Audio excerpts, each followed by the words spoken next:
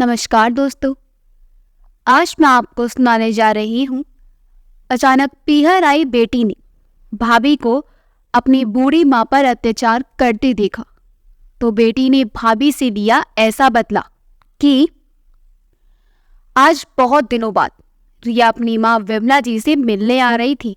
मन ही मन दवा की बीमारी से पीड़ित अपनी बूढ़ी माँ की चिंता उसे सताती रहती थी, परंतु वो अपने मायके ज्यादा नहीं आती थी। वजह थी उसकी भाभी का रूखा व्यवहार। लेकिन जब स्वयं को रोक पाना उसके लिए कठिन हो जाता तो सब कुछ भुलाकर आ जाया करती। रिया का मायका खुर्जा में था और ससुराल अलीगढ़ में। उसके मायके में, उसके पीहर में माँ के अलावा उसका इकलौता भाई और भाभी थे। रिया अपने भाई से 5 साल बड़ी है। उसका एक बेटा है। उसकी उम्र 16 वर्ष है और वही विवाह के 5 वर्ष बीत जाने पर भी उसके भाई और भाभी की कोई औलाद नहीं थी। जैसे ही रिया ने घर में प्रवेश किया तो चारों तरफ सन्नाटा पसरा हुआ था। उसकी भाभी आरती बाहर निकल कर आई तो उसे देखते ही मुंह बना लिया। फिर फीकी हंसी के साथ नमस्ते राम राम की, औपचारिकता पूरी की तो रिया बोली, भाभी माँ कहाँ है? दीदी माँ जी तो अपने कमरे में सोई हैं, कहते हुए आरती रसोई घर में चली गई। अरे सूरज सिर पर आ चुका है और हमेशा जल्दी उठने वाली मेरी माँ अब तक सो रही है। अपनी माँ के कमरे में आती ही रिया बोली, माँ तबीयत तो ठीक है ना आपकी? कहते हुए रीना ने एक एक अपनी माँ की ओर देखा। चेहरे पर केवल झुर्रियों का जाल बिछा था और हड्डियां चमड़ी से बाहर निकलने को आतुर थी। माँ का शरीर बिल्कुल कमजोर हो गया था। कुछ वर्ष पहले तक तो माँ बुढ़ापे में भी चुस्त दुरुस्त दिखाई पड़ती थी। न जाने इस 4-5 वर्षों में ऐसा क्या हो गया था कि माँ बिल्कुल बूढ़ी हो गई थी। तभी विमला जी बेटी को देखते ही अपने चेहरे पर हल्की मुस्कान बिखेरते हुए बोली, हाँ ठीक है बेटी, तू सफर से थक कर आई होगी। कुछ चाय नाश्ता लिया या नहीं? लेटे लेटे ही विमला जी कांपते स्वर में बोली तो रिया ने अपनी लेटी हुई माँ के माथे पर हाथ रखा। फिर नाड़ी की गति देखी। सब कुछ सामान्य था। अरे क्या हुआ? डॉक्टर की तरह मुझे जांच क्यों कर रही हो? कहते हुए विमला जी ने मुस्कुराने का असफल प्रयास किया। तभी रिया अपनी माँ को देखते हुए बोली, माँ आपकी तबीयत कुछ ठीक नहीं लग रही। क्या बात है? बुढ़ापा है बेटी, अब इस उम्र में तो ये सब लगा ही रहता है। बेटी को आया देखकर विमला जी जैसे ही उठने लगी तो रिया माँ को बाजू से पकड़कर उठने में मदद करने लगी। लेकिन जैसे ही उसे अपनी माँ को हाथ लगाया उसी समय विमला जी के मुंह से एक चीख निकली और वो दर्द से करहाने लगी। रिया ये देखकर हैरान थी कि हाथ लगाने भर से ही उसकी माँ को दर्द कैसे हो सकता था। माँ के विरोध के बावजूद कारण जानने की इच्छा से उसने तुरंत अपनी माँ की बाजू से शॉल हटाया और गौर से देखा तो उसकी हैरानी का ठिकाना ना था। पूरी बाजू पर नीले काले निशान पड़े हुए थे। निशान देखकर रिया ने चौंकते हुए कहा, ये कैसे हुआ? तभी विमला जी ने दरवाजे की तरफ चोर निगाह से देखा। इससे पहले कि विमला जी कुछ बोलती, दरवाजे से आरती चाय और बिस्किट लेकर कमरे में आई और तपाक से बोली, अरे कुछ नहीं दीदी, चलते चलते संतुलन बिगड़ गया था इसलिए गिर गई थी। कहते हुए उसने विमला जी की बाजू को शॉल से दोबारा ढक दिया और फिर ऐसी निगाह से देखा कि विमला जी की रूह तक कांप गई। अपनी भाभी के जवाब पर रिया उसे प्रश्नवाचक निगाह से देखने लगी। इस बात पर यकीन कर पाना उसके लिए मुश्किल था, लेकिन फिर बोली, कोई दवाई नहीं ली क्या? हाँ बेटी, तेरे भाई ने दवाई लाकर दी थी, अब दर्द में भी आराम है। ये बातें अभी चल ही रही थी कि रिया का भाई मानव कमरे के अंदर आया और रिया ने उससे पूछा, भाई माँ को इतनी चोट आई है, डॉक्टर को क्यों नहीं दिखाया? इससे पहले कि उसका भाई मानव कुछ बोलता, इस बात का जवाब भी आरती ने ही दे दिया और बोली, दीदी हम लोगों के पास इतना पैसा नहीं है कि छोटी मोटी चोट के लिए भी माँ जी को डॉक्टर के पास लेकर जाते रहे। नोटों की बोरियां तो आपके ससुराल में भरी पड़ी है, मायके में नहीं। हमें अपना घर का खर्च भी देखना होता है और ऊपर से आए दिन कोई ना कोई मेहमान भी आया रहता है। आप लोगों का क्या है?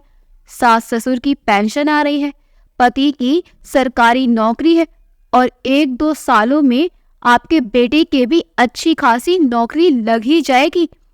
भाभी की बातें सुनकर रिया का मन कड़वाहट से भर उठा। चाय की प्याली उसके हाथ में थी, लेकिन अब उसे पानी भी जहर पीने बराबर लग रहा था। रिया का दिल तो बहुत करता था कि अपनी माँ को अपने साथ रखे, लेकिन उसकी भी अपनी मजबूरी थी। उसका परिवार एक संयुक्त परिवार था, जहाँ उसकी सास ससुर भी उन लोगों के साथ रहते थे और घर था 2 कमरों का, जहाँ एक कमरा रिया और उसके पति का था तो दूसरा कमरा उसके सास ससुर के पास था। बेटे को पढ़ाई करने के लिए भी हॉल में बैठना पड़ता था और अलीगढ़ जैसे शहर में बड़ा सा मकान लेना कोई आसान काम तो था नहीं। अब ऐसे में वो अपनी माँ को कहाँ रखती? कहीं अपने ससुराल में ही कलह कलेश ना शुरू हो जाए, ये सोचकर वो चुप रह जाती। रिया ने बड़ी मुश्किल से 2 घंटे वहां बिताए और जितनी भी देर अपनी माँ के पास बैठी, उसकी भाभी की नजर उन दोनों पर बनी हुई थी। रिया ने भी महसूस किया कि घर में कुछ भयंकर गड़बड़ चल रही है और माँ इतनी मजबूर हो चुकी है कि मुंह खोलने से भी डर रही है। भरी आंखों से जब रिया अपने घर वापस जाने को उठ खड़ी हुई तो उसका भाई बोला, चलिए दीदी, मैं आपको गाड़ी से छोड़ देता हूँ। और घर से बाहर निकलकर उसने कार स्टार्ट की। उस समय उसकी भाभी आरती रसोई घर के दरवाजे पर चौखट का सहारा लेकर खड़ी थी। जैसे ही रिया दरवाजे तक पहुंची, तभी पीछे से उसकी भाभी के बुनबुनाने की आवाज आई, मेहमान तो मेहमान ही बनकर रहे, हमारे घर में ज्यादा दखल देने की जरूरत नहीं है। अपमान का कड़वा घूंट पीकर रिया डबडबाई आंखें ले घर से बाहर निकल आई। खुर्जा से अलीगढ़ के सफर में दोनों भाई बहन कुछ समय तो बिल्कुल चुप रहे, फिर कुछ झिझक कर रिया बोली, भाई एक बात पूछूं, जब माँ को चोट आई थी तो क्या उस वक्त तुम घर पर थे? नहीं तो, लेकिन आपने ऐसा क्यों पूछा? मायाब ने कहा, भाई मुझे नहीं लगता कि माँ को वो चोट गिरने से लगी है। लेकिन दीदी, मैंने माँ से पूछा कि आखिर हुआ क्या था, लेकिन माँ ने केवल इतना ही कहा कि वो गिर गई थी, इस कारण चोट आई है। लेकिन मुझे शक है कि बात कुछ और ही है और माँ किसी डर के कारण कुछ भी बताने से घबरा रही हैं। तुम्हारी पत्नी के व्यवहार से तो सब भली भांति परिचित है। रिया की बात सुनकर मानव चेहरा बिगाड़ते हुए बोला, दीदी आप बात को बतंगड़ मत बनाइए, पहले ही बड़ी मुश्किल से जिंदगी पटरी पर आई है। पहले ही सास बहू के झगड़े के कारण मैंने बहुत कुछ झेला है। आपको सब कुछ मालूम तो है कि आरती ने छोटी सी बात पर दहेज कैसा झूठा केस बनवा कर हम लोगों को हवालात की सैर भी करवा दी है। पिछले कुछ वर्षों में क्या कुछ नहीं झेला हमने। उन सब बातों को याद करके मैं आज भी कांप उठता हूँ। लेकिन दीदी, अब मैं चैन से जीना चाहता हूँ। भाई की बात सुनकर रिया ने उसे कुछ न कहना ही मुनासिब समझा, लेकिन मन ही मन बहुत से विचार चल रहे थे। उधर अपने पति और ननद के घर से बाहर निकलते ही आरती अपने सास के कमरे में आई और विमला जी को बाजू से पकड़कर जोर से झकझोर दिया।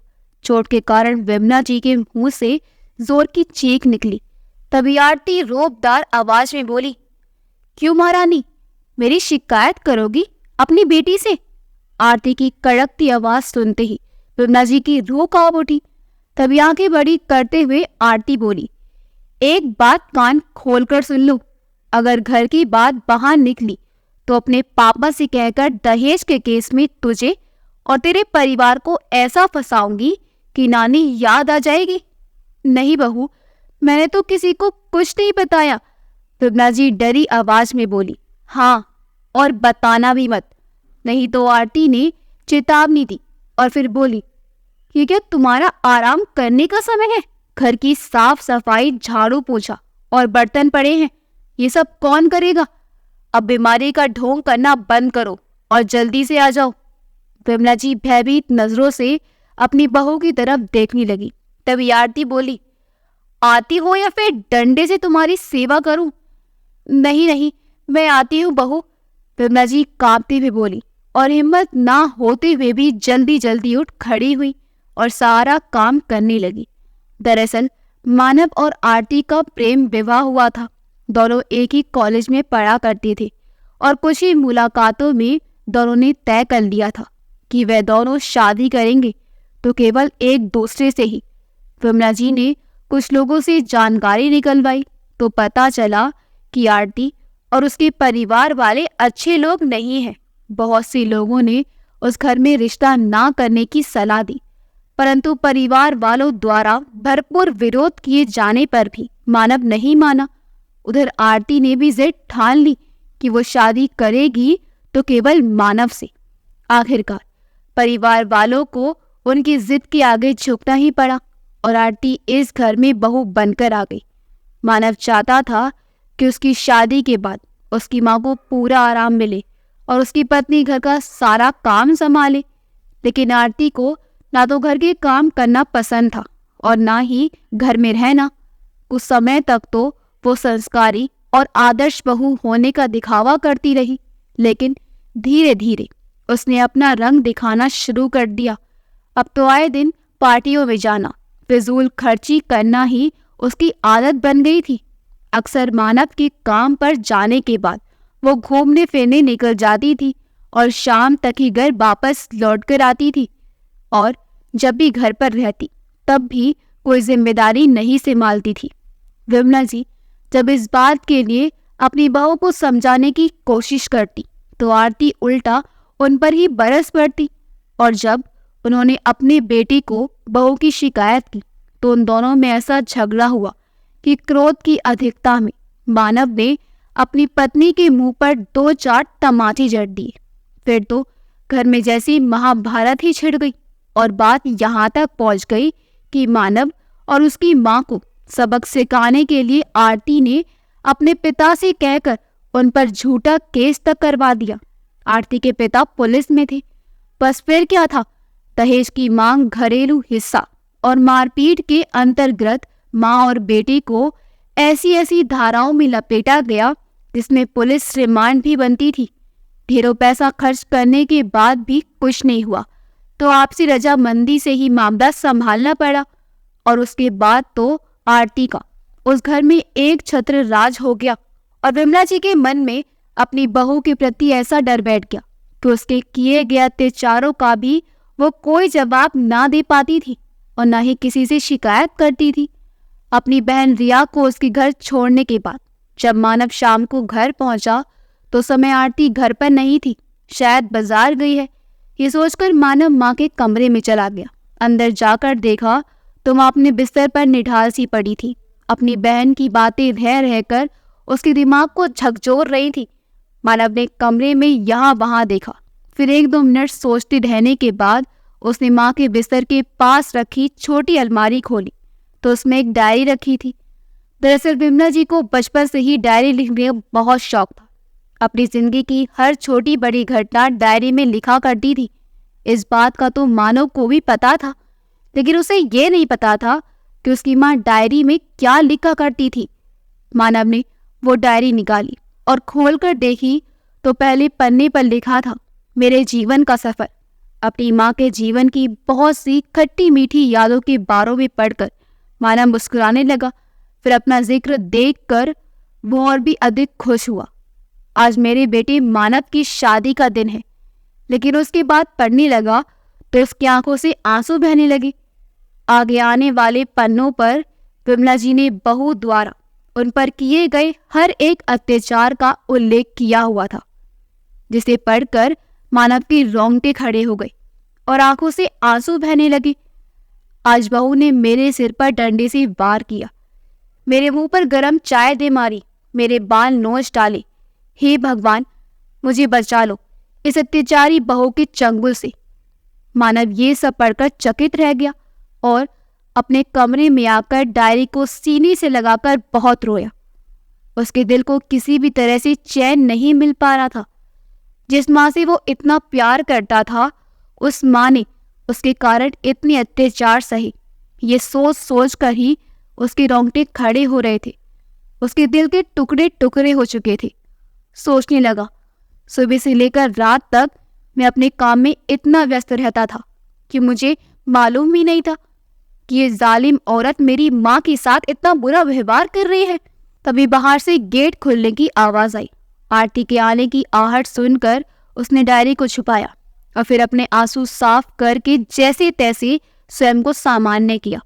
उसका दिल तो किया कि अभी जाकर इस औरत का गला दबा दूं, लेकिन उसने समझदारी से काम लेना ही उचित समझा। अगले दिन काम पर जाने के लिए जब मानव बाहर निकला तो उसने सबसे पहले अपनी बहन को फोन किया और रोते हुए माँ की डायरी में लिखी हर बात का जिक्र किया। ये सब सुनकर रिया की आंखों में खून उतर आया। वो स्वयं को संभाल नहीं पा रही थी। उसके हाथ से रिसीवर छूटकर नीचे गिर गया और वो धम से जमीन पर बैठ गई। रिया के बेटे रोहित ने जब अपनी माँ की ये हालत देखी तो हैरान रह गया। माँ, आखिर हुआ क्या है? 16 वर्ष के रोहित ने कारण जानने के लिए उद्देश्य से पूछा, लेकिन रिया तो खुद को कुछ कहने की हालत में नहीं पा रही थी। फिर थोड़ी देर बाद कुछ संभल कर उसने अपनी माँ यानी कि रोहित की नानी पर होने वाले हर अत्याचार की बात अपने बेटे को बताई। ये बात सुनकर रोहित भी हैरान था।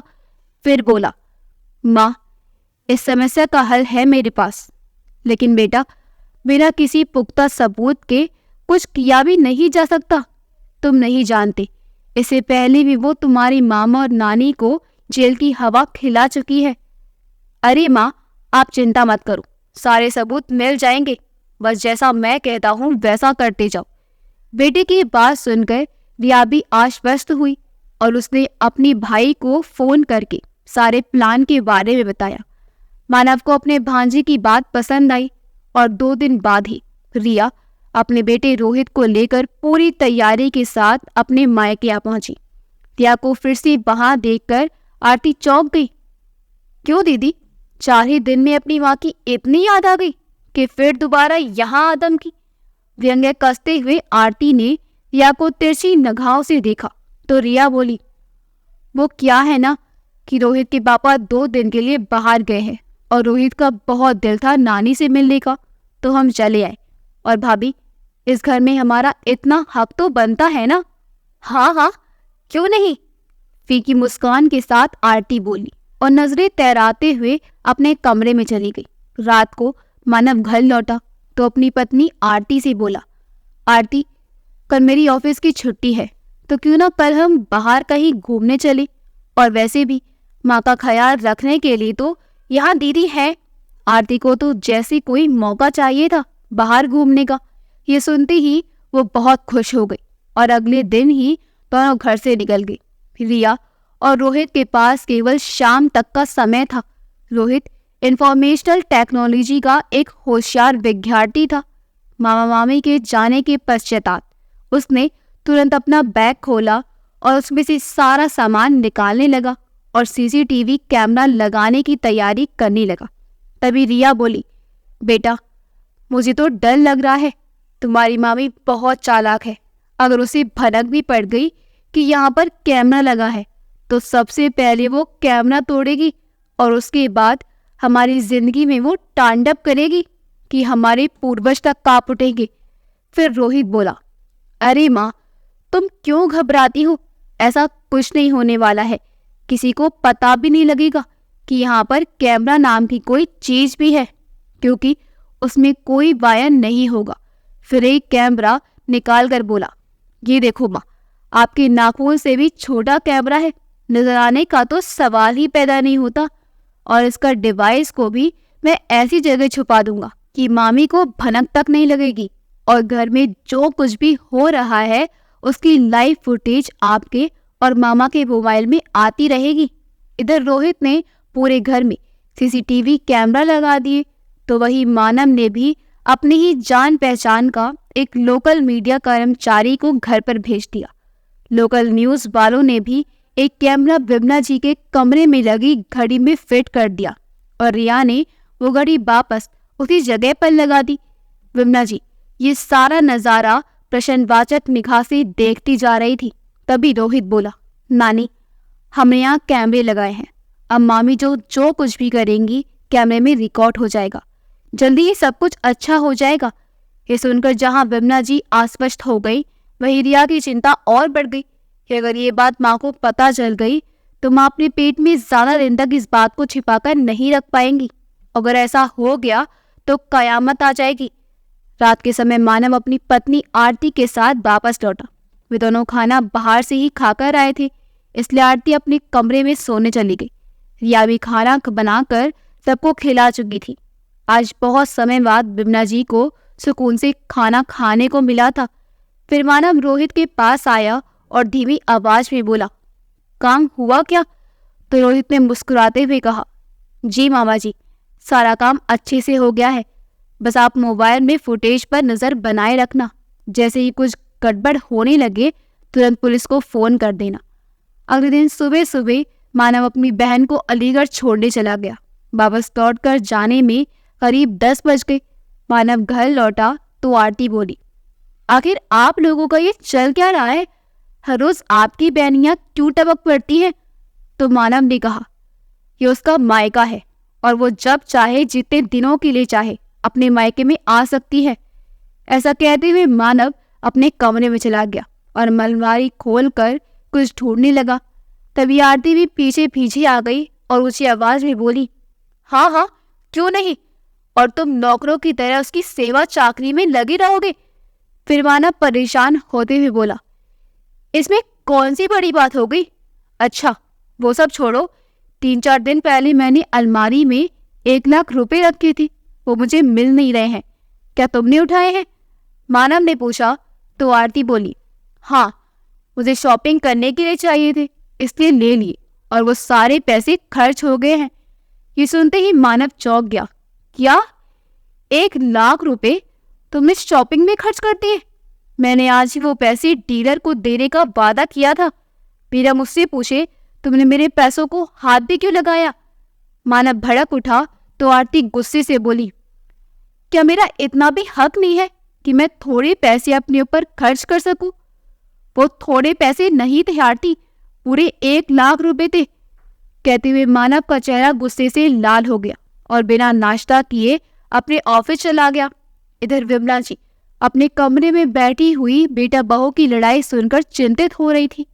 थोड़ी देर में आरती विमला जी के लिए 2 जली रोटियां नाश्ते के नाम पर लेकर आई और उनके सामने पटकते हुए बोली, जल्दी से खाओ और काम करने के लिए तैयार हो जाओ। आज तुम्हारी बेटी नहीं है यहाँ जो आराम फरमाती रहोगी। तभी विमला जी बोली, बहू मेरी तबीयत कुछ ठीक नहीं लग रही है, सांस फूल रही है, आज मुझसे ये झाड़ू पोछों का काम नहीं हो पाएगा। इतने कहने की देर थी कि आरती जो पहले ही झगड़े के कारण गुस्से से भरी पड़ी थी, विमला जी पर कयामत बनकर टूट पड़ी। अच्छा अभी आपकी तबीयत ठीक करती हूँ। उसने नाश्ते की प्लेट उठाकर एक तरफ फेंकी, फिर उन्हें बालों से पकड़कर खींचते हुए जमीन पर दे पटका, फिर बेलन लेकर आ गई। बेलन को देखते ही विमला जी के डर के मारे जोर जोर से चिल्लाने लगी और उनकी चीख सुनकर आरती का गुस्सा 7 पे आसमान पर पहुंच गया। बेलन को एक तरफ फेंकते हुए बोली, आज एक बार ही काम किए देती हूँ, ये रोज रोज का झंझट ही खत्म। ऐसा कहते हुए अपना दुपट्टा गले से निकालकर विमला जी की गर्दन के चारों ओर लपेटने लगी। तभी खुद को छुड़ाने की कोशिश करती हुई विमला जी आखिर वो गलती कर बैठी जिसका अंदेशा रिया को पहले से ही हो गया था और चीखती हुई कहने लगी, हाँ रोज रोज का झंझट तो अब खत्म ही हो जाएगा। तेरी हर बात हर करतूत कैमरे में रिकॉर्ड हो रही है, जितना जुल्म कर सकती है कर ले, अब तेरे पाप का घड़ा भर चुका है। विमला जी के इतना कहने पर आरती की आंखें फटी की फटी रह गई। क्या कहा? कैमरा? हाँ कैमरा, अब तू बच नहीं सकती, सारे सबूत तेरे खिलाफ इकट्ठे हो रहे हैं। कहाँ है कैमरा? गले पर दबाव बढ़ाती हुई आरती बोली तो विमला जी ने सामने रखी अलमारी पर पड़े डिवाइस की ओर इशारा किया, जिसे देखकर आरती घबरा गई। फिर बोली, अच्छा तो ये सब करने के लिए आई थी तेरी बेटी यहाँ पर, लेकिन उसकी ये चाल मैं कामयाब नहीं होने दूंगी। ऐसा कहते हुए उसने जल्दी से अपने पिता को फोन किया और आने को कहा। कैमरे का डिवाइस और सारी तारें खींच कर देखा और फिर थोड़ी ही देर में अपने सब इंस्पेक्टर पिता के साथ मिलकर आरती ने सारे तारे निकाल कर डिवाइस को पूरी तरह से चकनाचूर कर दिया। बाप बेटी अपनी सफलता पर बहुत खुश थे, लेकिन उन्हें ये मालूम नहीं था कि सारी फुटेज पहले ही मानव के मोबाइल में रिकॉर्ड हो चुकी है और वहाँ एक कैमरा अब भी है जो पूरी तरह से काम कर रहा है, जिसकी जानकारी विमला जी को भी नहीं थी। लोकल न्यूज़ के यूट्यूब पेज पर ये सारी की सारी घटना लाइव दिखाई जा रही थी, जिसमें आरती और उसके सब इंस्पेक्टर पिता की सारी हरकतें लाखों लोग देख रहे थे। क्योंकि मामला सब इंस्पेक्टर से जुड़ा था, इसलिए एसपी साहब को भी इस मामले में संज्ञान लेना पड़ा। इससे पहले कि वे दोनों बाप बेटी विमला जी को कुछ और हानि पहुंचा पाते, लोकल न्यूज़ रिपोर्टर और एसपी साहब की टीम के साथ मानव वहां पहुंच चुका था। घटनास्थल पर पहुंचकर देखा कि विमला जी एक कोने में दबकर बैठी हुई थी और डर के मारे रोए जा रही थी। एक जगह पर बेलन पड़ा हुआ था तो दूसरी जगह पर कैमरे का डिवाइस चकनाचूर हालत में पड़ा था। कमरे की हर चीज जमीन पर बिखरी हुई थी। आरती और उसके सब इंस्पेक्टर पिता को हिरासत में ले लिया गया। आज उसके खिलाफ इतने कड़े सबूत इकट्ठे हो गए थे कि जिस पिता के बल पर वो आज तक ये हरकतें करती आई थी, वो पिता भी कुछ नहीं कर सकता था। अपनी माँ को बचाने के लिए थोड़ी ही देर में रिया भी वहां पहुंच गई। अगली 2 घंटे में ही इस अत्याचारी बहू की सारी करतूत लगभग हर चैनल पर प्रसारित हो रही थी। अत्याचारी बहू का ये वीडियो इतना वायरल हुआ कि देश के सभी न्यूज़ चैनल ने इस खबर को दिखाया। 2 दिन बाद आरती के पिता को पुलिस की नौकरी से सस्पेंड कर दिया गया और आरती और उसके पिता को हिरासत में लेकर कोर्ट केस चला गया और इस दौरान विमला जी का भी बयान लिया गया और आस पड़ोस के लोगों से भी पूछताछ की गई। कुछ समय बाद जिस दिन कोर्ट का फैसला सुनाया जाने वाला था, उस दिन सभी लोकल और नेशनल न्यूज़ चैनल्स ने इस केस को हाईलाइट किया और सभी देशवासियों की नजरें इसी केस के नतीजे पर बनी हुई थी। सभी सबूतों और बयानों के आधार पर कोर्ट का नतीजा आया तो आरती को इस घिनौने काम के लिए उम्र कैद की सजा सुनाई गई और उसके पिता को पुलिस की नौकरी का गलत फायदा उठाने और साथ ही सबूतों को मिटाने की कोशिश करने के जुर्म में 10 वर्षों की जेल की सजा सुनाई गई।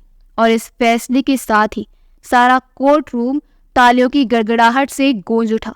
सभी देशवासियों ने कोर्ट के इस फैसले की सराहना की। आज रोहित की सूझबूझ और समझदारी से न केवल विमला जी को अपनी बहू के अत्याचारों से मुक्ति मिली थी, बल्कि मानव को भी अपनी जालिम पत्नी की गुलामी से आज़ादी मिली गई थी। दोस्तों, जब किसी व्यक्ति का पाप का घड़ा भर जाता है तो उस व्यक्ति की सहायता इंसान तो क्या भगवान भी नहीं कर सकता और गलत का साथ देने वाला भी उतना ही पाप का भागीदार बनता है जितना कि गलती करने वाला, क्योंकि उसका गलत साथ अक्सर कई जिंदगियों को उजाड़ कर रख देता है। अगर आपको हमारी कहानी अच्छी लगी हो तो हमारी वीडियो को लाइक करें, शेयर करें और हमारे चैनल योगी वॉइस को सब्सक्राइब कर दें। मिलते हैं अगली वीडियो में। आपका बहुत बहुत धन्यवाद।